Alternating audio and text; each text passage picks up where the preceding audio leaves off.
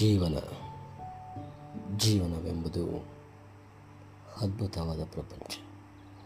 ಆ ಪ್ರಪಂಚದಲ್ಲಿ ನೂರಾರು ದಾರಿಗಳುಂಟು. ಆ ದಾರಿಗಳಲ್ಲಿ ಒಳ್ಳೆಯ ದಾರಿ, ಕೆಟ್ಟ ದಾರಿ ಇರುವುದುಂಟು. ಆ ದಾರಿಗಳನ್ನು ನಾವು ಹೇಗೆ ಆಯ್ಕೆ ಮಾಡಿಕೊಳ್ಳುತ್ತೇವೋ ಅದರಂತೆ ನಮ್ಮ ಜೀವನವು ನಡೆಯುತ್ತದೆ.